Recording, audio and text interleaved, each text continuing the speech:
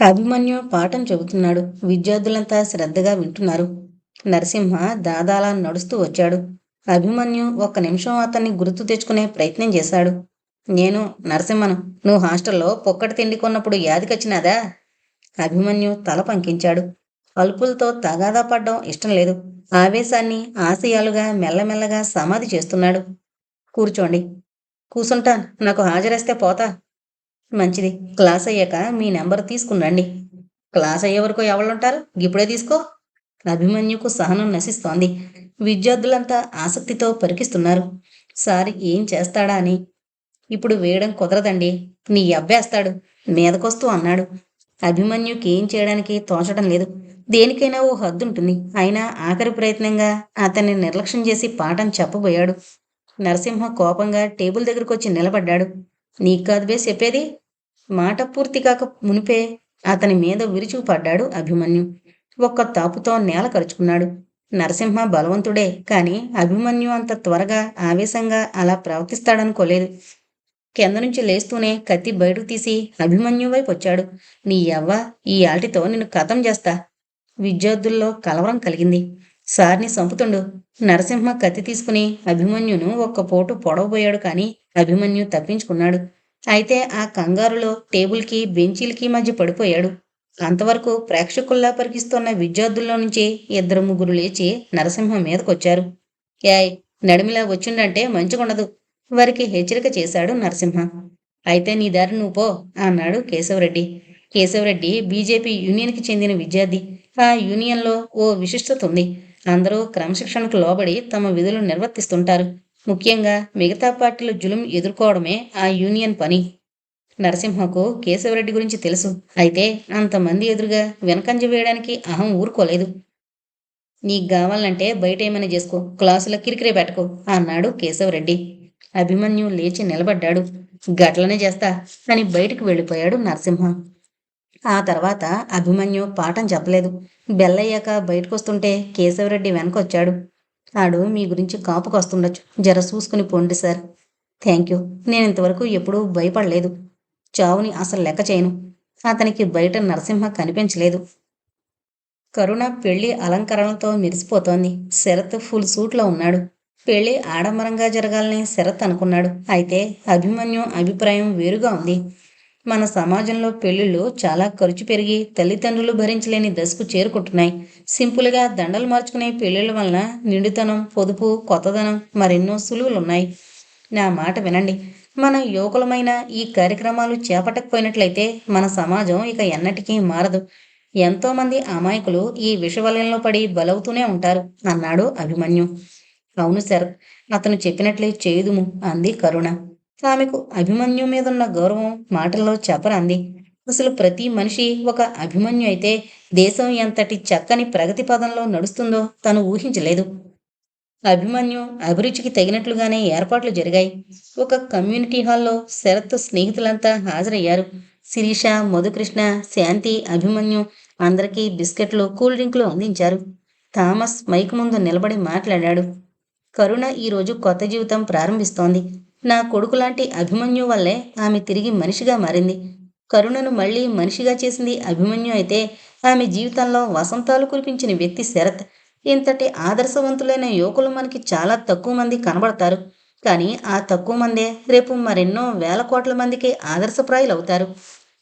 ఇప్పుడు అభిమన్యు గారు మాట్లాడుదురు అంది కరుణ నవ్వుతూ. అభిమన్యుకి మాట్లాడడం ఇష్టం లేదు గాని బలవంతం వల్ల తప్పలేదు. అతని మాటలు ఉపన్యాస ధోరణిలో ఉన్న ఎంతో నిజాయితీగా, ఆసక్తికరంగా ఉండి అందరినీ ఆలోచింపజేశాయి. చాలామంది విద్యార్థులు అతని మాటలకు అమితంగా ఆకర్షింపబడి అప్పటికప్పుడే మైక్ ముందుకు వెళ్ళి తాము కూడా సమాజంతో కాటు వేయబడ్డ అభాగ్యుల జీవితాలను సుఖమయం చేస్తామని, అన్ని విధాలా ఆదర్శప్రాయులమవుతామని శపథం చేశారు. ఇలాంటి మార్పే నేను కలలు కంటోంది తన రెండు కళ్ళు ఒత్తుకుంటూ అన్నాడు అభిమన్యు. శాంతి నవ్వింది.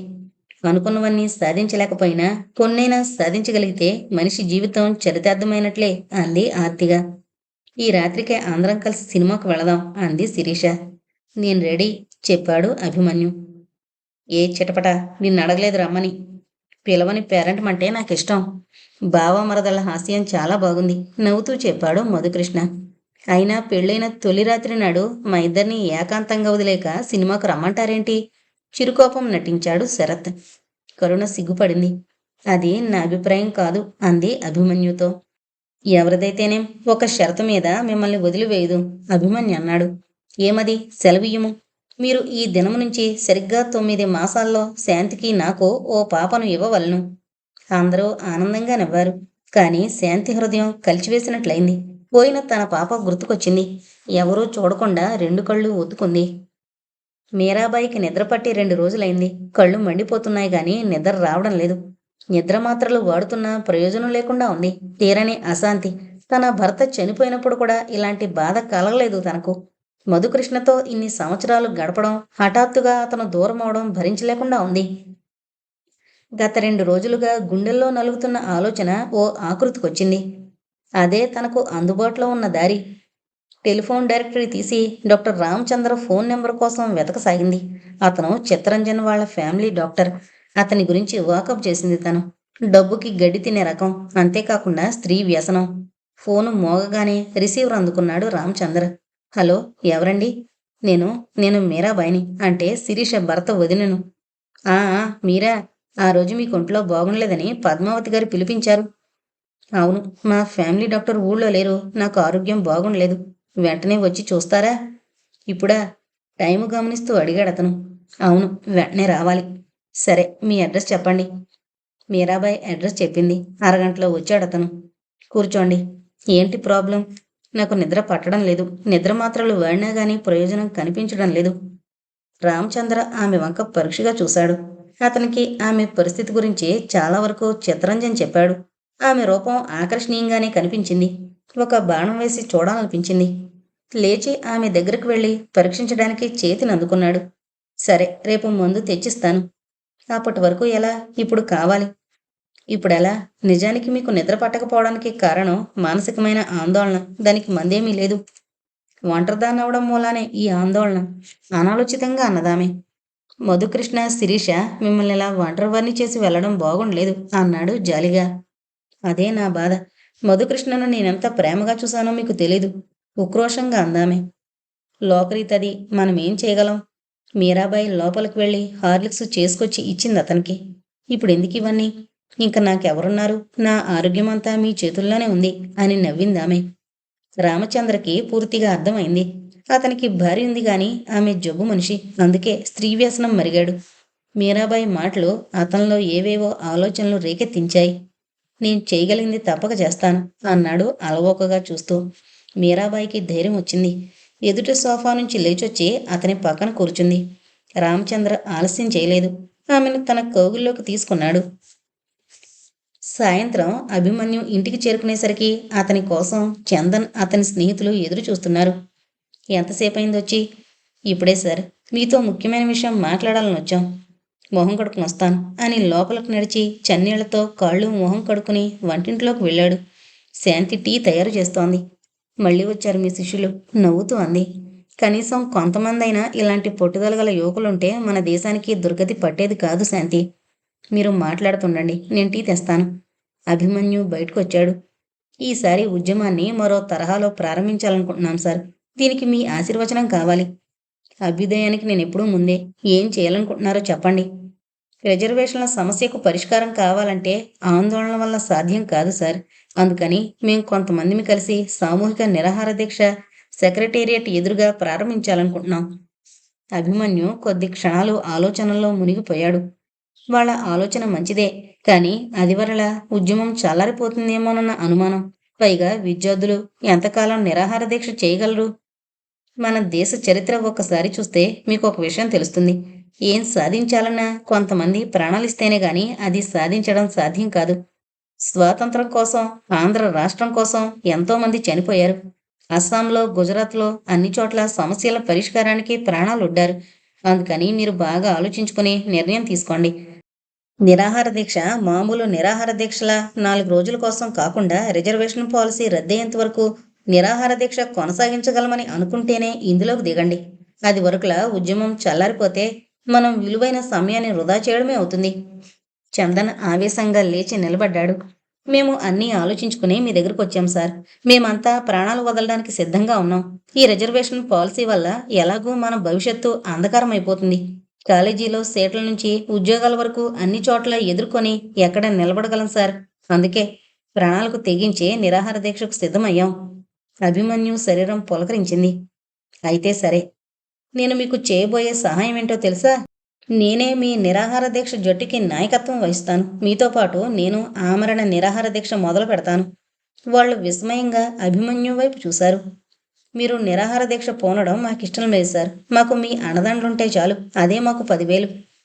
నేను మీ గురించి ఆలోచించడం లేదు చందన్. మన దేశ భవిష్యత్తుని గురించి ఆలోచిస్తున్నాను. మన దేశం భవిష్యత్తు అంధకారంగా మారకుండా ఉండాలంటే ఈ రిజర్వేషన్ పద్ధతి పోవాలి. ఆర్థికంగా వెనుకబడిన వారందరికీ రిజర్వేషన్లు ఉండాలి. అప్పుడే దేశం అభివృద్ధి చెందుతుంది. లేకపోతే తెలివితేటలు, గొప్ప విజ్ఞానం ఉండి కూడా అనేక మంది విద్యార్థులు కేవలం వెనుకబడిన తరగతికి చెందకపోవడం వల్ల భవిష్యత్తుని కోల్పోతున్నారు. శాంతి టీ తీసుకొచ్చి అందరికీ అందించింది. ఇంకా మీరా ప్రసక్తి మానలేదన్నమాట. చూస్తూ చూస్తూ ఎలా శాంతి? అందరూ నాకెందుకని వదిలేస్తే మన దేశానికి అసలు స్వాతంత్రం వచ్చేదా? సామాజికంగా మనకి మార్పులు వచ్చేవా? స్త్రీ ఈనాడిలా ముందడుగు వేస్తోందంటే ఎవరిదో త్యాగం, కృషి ఉండబట్టే కదా. శాంతి తలూపింది. మీ మాట నిజమే. అందరూ టీ తాగారు. మరి ఎప్పుడు పెడదామంటారు ముహూర్తం? మీ ఇష్టం. మీరే ఏదో ఒక రోజు నిర్ణయించండి. Thank you sir. మీరిస్తున్న సహకారం సామాన్యమైంది కాదు. వాళ్ళు వెళ్ళిపోయారు. శాంతికి ఆ రాత్రి నిద్ర పట్టలేదు. అభిమన్యు పట్టుదల తనకు తెలుసు. ఏ విషయంలోనైనా తలదూర్చాడంటే ఇంకా అంతు తేలవలసిందే. నిద్రపోలేదా శాంతి? లేదు. ఎందుకని? ఏమో, నిద్ర పట్టడం లేదు. ఆమెను తన కౌగిట్లోకి తీసుకున్నాడు. కారణం లేకుండా నిద్ర ఎందుకు పట్టదు? మీకు నిద్ర పట్టని కారణమే నాదీను, ఆర్తిగా అందామె. అభిమన్యు మనసు ద్రవించింది. ఆమె నుదుటి మీద ప్రేమగా చుంబించాడు. నేను ఈ నిరాహార దీక్షలో పాల్గొనడం నీకిష్టం లేదు కదూ? అవును అభిమన్యు. మీ ఆరోగ్యం అంతగా బాగుండలేదు. నిరాహార దీక్షలో ఎన్ని రోజులు ఉండాల్సి వస్తుందో ఏమో. నా కోసం నేనెప్పుడూ బాధపడను శాంతి. మనం పుట్టినందుకు ఏదో ఒక ఉపయోగం ఉండాలి. కానీ నా సంగతి ఆలోచించడేమిటి? నేను మీకేమీ కానా? గదగద స్వరంతో అందామె. ఎంత పిచ్చిదానో శాంతి. నువ్వు నా సర్వస్వము అన్న సంగతి మర్చిపోయావా? నేను మరిచిపోలేదు. మీరే మరిచిపోయి ఇలాంటి కార్యక్రమాల్లో పాల్గొంటున్నారు. నిరాహార దీక్షల గురించి నీకు తెలియందేముంది శాంతి? కొద్ది రోజుల పాటు చేయగలిగితే ప్రభుత్వం ఏదో ఒక చర్య తీసుకోక తప్పదు. మనం అసలు రిజర్వేషన్లని వద్దనడం లేదుగా. ఆర్థికంగా వెనకబడిన వారి కోసం న్యాయం జరగాలంటున్నాం. తలుచుకుంటే ప్రభుత్వానికి ఇదేమీ పెద్ద సమస్య కాదు. ఈ రాజకీయ పక్షాలు తమ స్వార్థం వదులుకుని ఓట్ల కోసం కాకుండా దేశ క్షేమం కోసం నడుం కడితే దీనికి తేలిక పరిష్కారం లభిస్తుంది. శాంతికి భయం తీరలేదు. అతని కౌగిట్లో ఆర్తిగా ఒదిగి పడుకుండిపోయింది. కూరగాయల మార్కెట్లో కొనుగోలు చేస్తోంది కరుణ.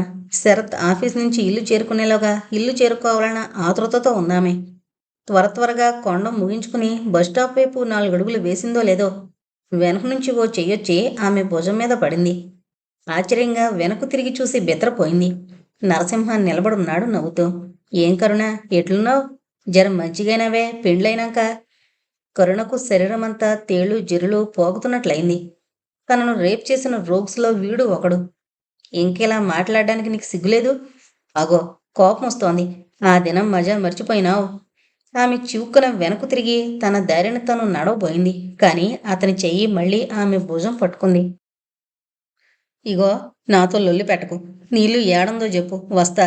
ఈసారి మంచిగా మజా చేద్దాం. ఏమంటావు? కరుణకి ఏం చేయాలో తోచడం లేదు.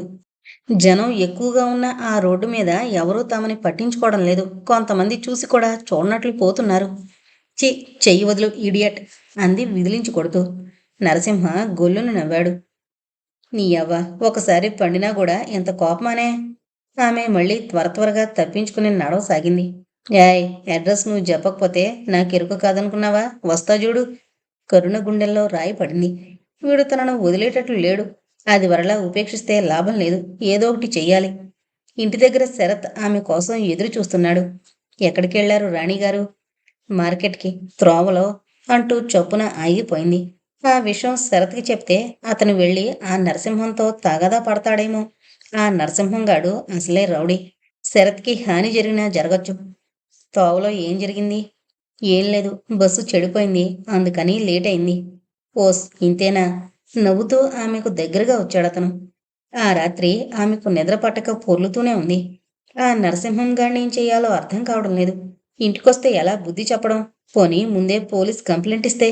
ఇందుకు శరత్ అనుమతి తీసుకోవద్దు? ఎటూ తోచడం లేదు. డాక్టర్ రామచంద్రకి మీరాబాయ్ కొత్త మోజయింది. రోజు రాత్రుల్లో ఆమె ఇంట్లోనే గడుపుతున్నాడు.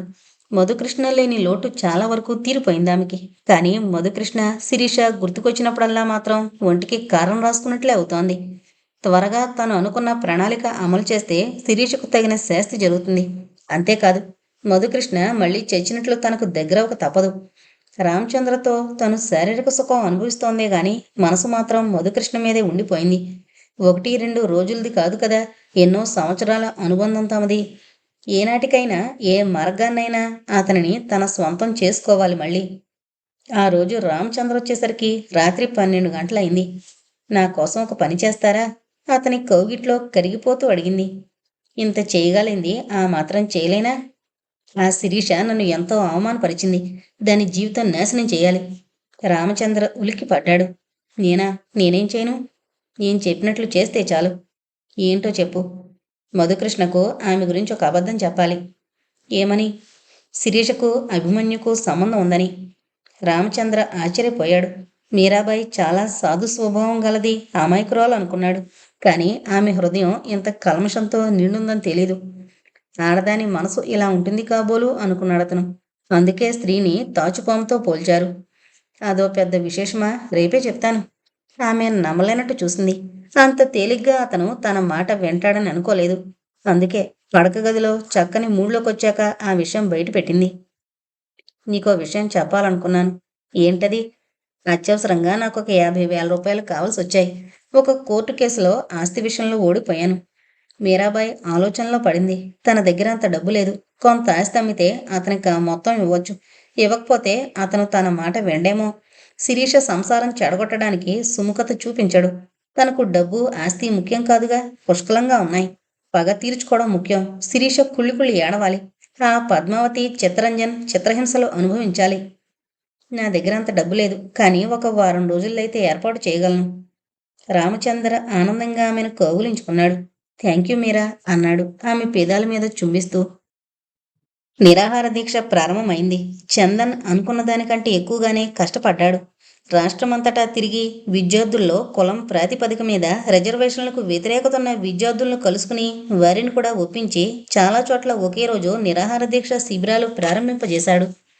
అభిమన్యు సెక్రటేరియట్ దగ్గర మిగతా విద్యార్థులతో పాటు నిరాహార దీక్ష ప్రారంభించాడు. అతనికి ఆశ్చర్యం కలిగించిన విషయం ఏంటంటే విద్యార్థులే కాక అనేక మంది ఉద్యోగులు, నిరుద్యోగులు కూడా తమ శిబిరం దగ్గరకు వచ్చి ఇలాంటి కార్యక్రమం చేపట్టినందుకు అభినందించడం. సర్వత్రా ఇంతటి వ్యతిరేకతున్న ఈ విషయంలో ఆందోళన చేపట్టాల్సిన సమయం వచ్చేసరికి ఎవరూ ముందుకి రాకపోవడం ఎందుకనో అతనికి ఎంత ఆలోచించినా అర్థం కాలేదు. ప్రారంభించిన కాసేపటికి శరత్, కరుణ వచ్చారు. ఈ వార్త నేడు వార్తాపత్రికలో చూచి ఇంటిని. అంతవరకు నాకు తెలియనే తెలీదు. ఇందులో ప్రచారం చేసుకోవలసినంత విషయం ఏమున్నది? నవ్వుతూ అన్నాడు అభిమన్యు. నేను మీతో చేరేవాణ్ణి కదా అన్నాడు శరత్. కరుణను అప్పుడే ఇబ్బందులకు గురిచేయకు శరత్. ఆమె ఒంటరితనం భరించలేదు. కరుణ ఆర్తిగా అభిమన్యు వైపు చూసింది. నువ్వు చెప్పిన మాట నిజమే అంది, కంటిలో సుడులు తిరుగుతున్న నీరు అతనికి కనబడకుండా. మాట్లాడుతుండగానే మధుకృష్ణ, శిరీష కూడా వచ్చారు. ఏం చిటపట, రాజకీయ నాయకుడు మోదామని ప్లాన్ కదూ? అందుకోసం ఇంత కష్టపడనక్కర్లేదు కదా. ఎవరికీ చెప్పకుండా హఠాత్తుగా మొదలటమేమి? ఎవరికీ చెప్పకపోవడం ఏమిటి? మీ ఫ్రెండ్ శాంతి పర్మిషన్ తీసుకున్నాను. శాంతి నవ్వింది. తను అడిగేది నా పర్మిషన్ సంగతి కాదు, మీ మరదలు శిరీష పర్మిషన్. అట్లా బుద్ధి చెప్పు, చిటపటకు. కానీ చాలా సాహసమేది. పెద్ద మనుషులందరూ నిశ్శబ్దంగా ఊరుకుంటే మీరింతటి రిస్క్ తీసుకోవడం అన్నాడు మధుకృష్ణ. పిల్లి మెడలో ఎవరో ఒకరు గంట కట్టాలిగా. మధుకృష్ణకు ఆశ్చర్యంగా ఉంది. శిరీషకు, అభిమన్యుకి ఇంత చనువున్నదని అతనికి తెలీదు. బావా మరదళ్ళయ్యుండి వాళ్ళు పెళ్ళెందుకు చేసుకోలేదా అన్న ఆలోచన వచ్చింది అతనికి. శిరీష ఎన్నో సందర్భాల్లో అభిమన్యు గురించి ఎన్నో విషయాలు చెప్పింది. ఇద్దరూ చిన్నప్పటి నుంచి స్నేహంగా ఉండడం, తనని చిటపట అంటూ ఏడిపించడం, అతను తనను ఆటలు పట్టించడం, అతనంటే శిరీషకి ఎంతో ఇష్టం ఉన్నట్టు తెలుస్తూనే ఉంది. చూస్తుండు చిటపట, రోజు ఇక్కడికొచ్చి నీకెదురుగా కూర్చుని నీకిష్టమైన బజ్జీలు నువ్వు చూస్తుండగానే తింటాను. అభిమన్యు నవ్వాడు. మొదటి రోజే ఆకలి, రెండో రోజు నుంచి మాకసలు ఆకలి రుచి అన్నీ పోతాయి. కాలేజీలో చదువుతుండగా అనుభవం ఉంది కదూ. మరి కాసేపున్నాక అందరూ వెళ్ళిపోయారు. నువ్వు కూడా ఇంటికెళ్ళు శాంతి. ఇంటి దగ్గర ఒకరితోనూ ఉండాలంటే ఏంటోగా ఉంటుంది, దీనంగా అంది శాంతి. అభిమన్యుకి ఆ మాట నిజమేననిపించింది. పెళ్ళయి ఇంతకాలమైంది, ఇదేం మొదటిసారి ఇద్దరూ విడివిడిగా ఉండాల్సి రావడం. నిజమే శాంతి, నేను ఆ విషయం ఆలోచించలేదు. పోనీ ఓ పనిచేస్తావా? ఈ కొద్ది రోజులు నువ్వు కరుణ వాళ్ళింట్లో ఉండరాదు? వద్దులేండి, నాకు భయమేం లేదు, దిగులు అంటూ లేచి ఇంటికి బయలుదేరింది. ఆ రాత్రి అభిమన్యుకి నిద్ర పట్టలేదు. ఓ పక్క ఆకలి. ఆకలి కొంతవరకు అలవాటైంది, భరించగలడు. కాని శాంతితో సహచర్యం ఏర్పడ్డాక అలవాటైన ఆమె సాన్నిధ్యం దూరమవడం మాత్రం భరించలేడేమో. అందరూ నిద్రలోకి జారిపోయారు. రోడ్డు మీద ట్రాఫిక్ రద్దీ కూడా పూర్తిగా తగ్గిపోయింది. ఎప్పుడు నిద్ర పట్టిందో తెలీదు. మెలకు వచ్చేసరికి శిబిరంలోని విద్యార్థులంతా 2 న్యూస్ పేపర్లలోకి ఆతృతగా చూస్తున్నారు. Good morning sir. Good morning. మీ ఫోటో చూడండి. పేపర్లో తన ఫోటోతో పాటు మిగిలిన వారందరివి కూడా ఉన్నాయి. న్యూస్ పేపర్లు ఈ విధంగా సహకరిస్తే చాలు సార్ అన్నాడు చందన్. అందరి ముఖాల్లోనూ నూతనోత్సాహం ఆకలిని మరిపిస్తోంది. చిత్తరంజన్ పేపర్ చూస్తూనే భార్యను పిలిచాడు. ఏంటి? పద్మావతి దేవుడి గదిలో నుంచి బయటకొస్తూ అడిగింది. వాడి ఫోటో పేపర్లో వచ్చింది. ఎవరిది? ఇంకెవరు? ఆ అభిమన్యుగాడు. ఏం జరిగింది? వెనకబడిన వర్గాల రిజర్వేషన్లకు వ్యతిరేకంగా నిరాహార దీక్ష ప్రారంభించాడట. నేను మొదటి నుంచి చెప్తూనే ఉన్నాను, మతి స్థిరంగా లేదని. వాడి ఉద్దేశం ఏంటో తెలుసా? గొప్ప రాజకీయ నాయకుడు అవ్వాలని. ఎంతమందిని చూడడం లేదు మనం. అయినా వీళ్ళ ఆటలు ఏం సాగుతాయని. ఇంకా నయం, మన అదృష్టం. శిరీష్ అదృష్టం బాగుండి వాడు అమ్మాయిని చేసుకోవడానికి నిరాకరించాడు. లేకపోతే ఎన్ని అవస్థలు మనకి. ఇంకా వాడి సంగతి ఎందుకులేండి, మనకేం సంబంధం ఉందని లోపలికి పోయిందామె. కానీ చిత్తరంజన్ మాత్రం అభిమన్యు గురించి ఆలోచించడం మానలేదు. ఈ విషయం ఎలా రూపుదిద్దుకుంటుందో తెలీదు. అభిమన్యు నిరాహార దీక్ష పూనినంత మాత్రాన రిజర్వేషన్ పద్ధతిని ప్రభుత్వం ఎత్తివేయదని తనకు తెలుసు. కానీ తను ఆలోచించేది అది కాదు. మరి కొద్ది రోజులు ఇలానే నిరాహార దీక్ష చేస్తే వాడి పేరు దేశమంతా పాకిపోవడం జరగక తప్పదు. కనీసం యూనివర్సిటీ విద్యార్థుల్లోనైనా వాడికి గుర్తింపు పెరుగుతుంది. అందువల్ల వాడికి మేలు జరగకపోయినా తనకు హాని జరగచ్చు. తన మీద అసలే పగబట్టున్నాడు కనుక ఏ క్షణంలోనైనా తనను కాటువేయక మాండు. ఎలా వీడి మీద దెబ్బతీయడం ఆలోచనలో పడ్డాడతను. మధుకృష్ణకు శిరీష అభిమన్యుల చనువు చూశాక మనసులో అనుమానం చోటు చేసుకుంది. ఇద్దరికీ చనువు ఉంది, వరసుంది, పెళ్లి చేసుకోవాలనుకున్న ఆలోచన ఉంది. అలాంటప్పుడు ఇద్దరి మధ్య అక్రమ సంబంధం లేకుండా ఉంటుందా? శిరీష ప్రవర్తన అలా కనిపించడం లేదు గాని తనకెందుకో పూర్తిగా సంతృప్తి కలగడం లేదు. ఏంటి ఆలోచిస్తున్నారు? ఏం లేదు శిరీష. అతని వదిన మీరాబాయి గురించి ఆలోచిస్తున్నాడేమోనని శిరీష భయం. వీలైనంత వరకు ఆమె అసలు గుర్తు కూడా రాకుండా ఉండేలా తను ఎన్నో జాగ్రత్తలు తీసుకుంటోంది. తన వల్ల ఏమాత్రం అసంతృప్తి కలిగినా అతని మనసు మళ్ళీ మీరాబాయి మీదకు మళ్ళే అవకాశం ఉంది. మీ బావ అభిమన్యు గురించి ఇంతకుముందు శశి ఓసారి చెప్పింది. చాలా ఆదర్శ పురుషుడని. కావాలని ఆ విషయం ప్రస్తావిస్తూ అన్నాడు మధుకృష్ణ. అవునండి, బావ నిజంగా ఈ కాలపు మనిషి కాదు. నీతి నియమాలు, ఆదర్శాలు అంటూ కూర్చున్నాడు. ఈ రోజుల్లో ఎవరికున్నాయవి? ఎవరి దారిన వారు తమకెందుకని కళ్ళు మూసుకుని పోతున్నారు. దేశ నాయకులే పట్టించుకోవడం లేదు. చిన్నప్పటి నుంచి మీ బావతో నీకు బాగా చనువుంది కదూ.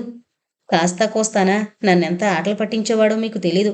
నేను ఏమైనా అంటే మాత్రం కోపం ఎక్కువ, అందుకే చిటపట అని పేరు పెట్టాను. మరి అంత ఇష్టం ఉన్నవాళ్ళు మీ ఇద్దరు ఎందుకు పెళ్లి చేసుకోలేదు?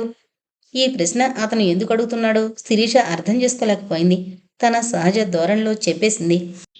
బావకు అసలు ఇష్టం లేదు మా అమ్మ మా నాన్న అంటే. అక్రమంగా సంపాదన అని అతని అభిప్రాయం. నేను డబ్బులో పుట్టి పెరిగాను కాబట్టి, తను స్థితిమంతుడు కాదు కాబట్టి మేమిద్దరం పెళ్లి చేసుకుంటే ఇద్దరికీ సుఖం ఉండదని నన్ను చేసుకోనన్నాడు బావ. ముందు నేనంటే ఇష్టం లేదేమోనని నేను బావను అపార్థం చేసుకున్నాను గాని తర్వాత బావ మనసును అర్థం చేసుకున్నాను.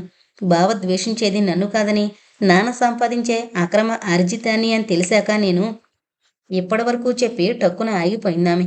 అప్పుడు ఆ తర్వాత జరిగిన విషయం చెప్పాలా వద్దా అని ఓ క్షణం తటటాయించింది.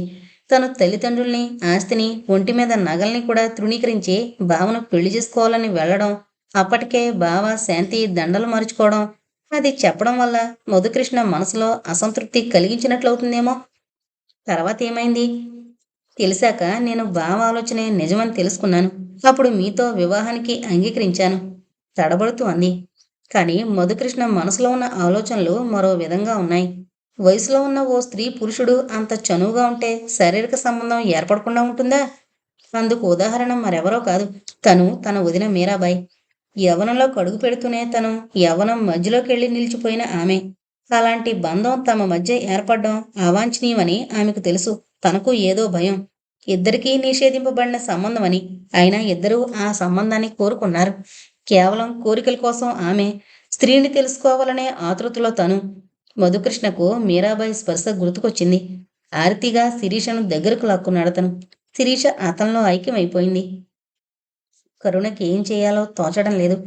ఏ రోజుకా రోజు నరసింహ ఇంటికొస్తాడేమో అన్న భయం పట్టుకుంది. తనిలా ఆలోచిస్తూ కూర్చుంటే ఆ అవాంతరం ఎప్పుడో మీదకొచ్చి పడక మాందు. అతగాడు ఇంటికొచ్చి తనను అటాక్ చేస్తే తనేం చేయగలదు? గట్టిగా కేకలు వేసినా అందరూ వింటారని, విని ఆదుకుంటారని నమ్మకం లేదు. ఈనాటి సమాజంలో ఒకరి గురించి ఒకరు పట్టించుకోరు. పోనీ తానే వెళ్ళి పోలీసు సహాయం అడిగితే? కాని శరత్కి తెలియకుండా వెళ్ళడం మంచిదేనా? ఎటూ నిర్ణయించుకోలేకపోయిందామె. చివరకు శరత్కు చూచాయిగా ఆ విషయం చెప్పడానికే నిర్ణయించుకుంది. మొన్న మార్కెట్లో ఆ నరసింహ కనపడ్డాడు. ఏదో మాట్లాడబోతే నేనే తప్పించుకుని వచ్చేశాను. మళ్ళీ వాడేమైనా అఘాయిత్యం తలపెడతాడేమో. వాడికింత ధైర్యం ఉండదులే. అందులోనూ మనిద్దరం పెళ్లి చేసుకున్న విషయం తెలిసే ఉంటుంది. మన జోలికి రాడు. ఎందుకైనా మంచిది ఒకసారి పోలీసు రిపోర్ట్ ఇస్తే. నీ ఇష్టం. అంత భయంగా ఉంటే పోనీ వెళ్ళి రిపోర్ట్ ఇద్దాం. ఆమె మానసిక పరిస్థితి ఎలా ఉంటుందో శరత్కు తెలుసు. ఆమె మనసులో ఎలాంటి భయము, ఆందోళనలు లేకుండా చేయడం తన కర్తవ్యం. ఆ రోజే ఇద్దరు పోలీస్ స్టేషన్కి వెళ్లారు. సర్కిల్ ఇన్స్పెక్టర్ బయటే నిలబడున్నాడు జీప్ దగ్గర. ఎవళ్ళు? ఏం కావాలి నీకు? అక్కడే నిలబెట్టి అడిగాడు అతను. మాకు మీ సహాయం కావలసొచ్చి. ఏం సహాయం? అతని దగ్గర నుంచి తాగిన వాసన స్పష్టంగా తెలుస్తోంది. లోపల మాట్లాడతాం. ఈడ మాట్లాడడానికి ఏమయ్యే? ఇక్కడ మా కంప్లైంట్ రోడ్డు మీద ఇవ్వాలా? కోపంగా అడిగాడు శరత్. ఏయ్, కంప్లైంట్ ఇవ్వడానికి ఏసీ రూమ్ కావాలనా? చల్ చల్.